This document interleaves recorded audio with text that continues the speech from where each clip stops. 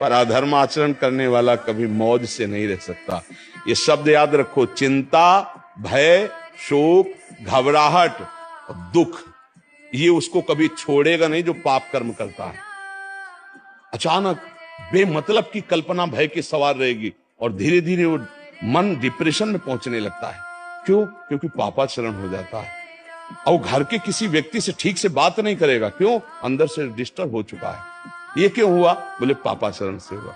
आज बहुत ज्यादा लोग डिप्रेशन में जा रहे हैं, बहुत ज्यादा लोग। इसका कारण जानते हो क्या है? यही मनमानी आचरण। मनमानी आचरण बचपन से शुरू हो जाता है, गंदा आचरण, गंदा व्यवहार, और वो दिमाग काम नहीं करता। एक प्रियता हमारे अंदर होती है कि कोई हमें प्यार करे, आप समझ ना। एक हमारे अंदर प्रेम की मांग होती है कि कोई हमें प्यार करे। नौ किशोर अवस्था में, जब यौवन अवस्था का, अगर उस समय हमें गलत संग मिल गया तो विक्षिप्त हो जाता है। अगरबत्ती तुम एक मत लगाओ और अपने कर्तव्य का पालन करो, भगवत प्राप्ति होगी।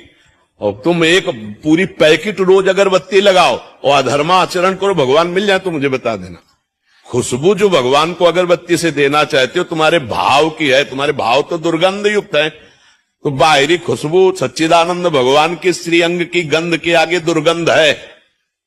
चाहे जितना बढ़िया इत्र हो, अगर आपका भाव शुद्ध नहीं है तो वो इत्र भगवान के लिए दुर्गंध के समान है।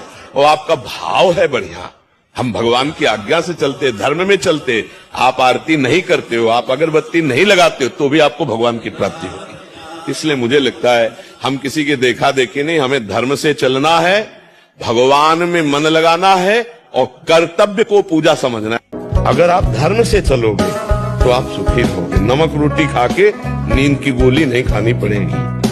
अगर बेईमानी की रबड़ी खाओगे तो नींद की गोली खानी पड़ेगी और धीरे धीरे आपको अशांति बढ़ती चली जाएगी। हो सकता है डिप्रेशन भी हो जाए। यदि आप अपने कर्तव्य का पालन करते हैं और धर्म से चलते हैं तो इतना समझ लीजिए, इस शरीर की मृत्यु एक बार ही होगी, 2 बार मरना नहीं पड़ेगा।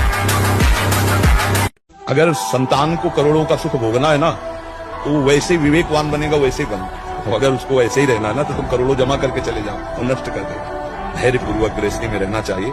दुख सुख के थपेड़े आते रहते हैं, नाम जप करे, मेहनत से कमाए, धर्म पूर्वक चले तो उसका परिवार सुखी, प्रसन्न और उन्नतिशील होगा आगे पक्का।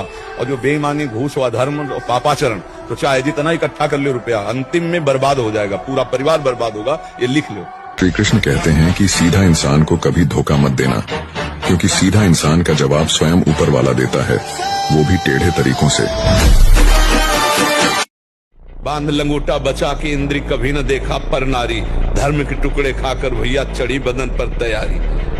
अगर वर्जिश करो, व्यायाम करो, पवित्र भोजन करो, संयम से, अभी दैवत तो आ जाए। कूड़ा करकट शरीर को किए बैठे इंद्रियों से और कहते हैं हमारे भाग्य में यही भगवान की इच्छा नहीं, काले कर्म ईश्वर मिथ्या दोष लगा।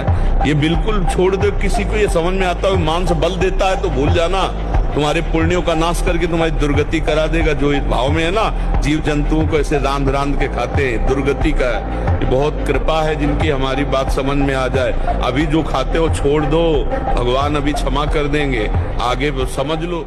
आप सच्चाई से चलोगे, सैकड़ों विरोधी खड़े हो जाएंगे, सैकड़ों गाली देने वाले खड़े हो जाएंगे। बड़ा विचित्र संसार है।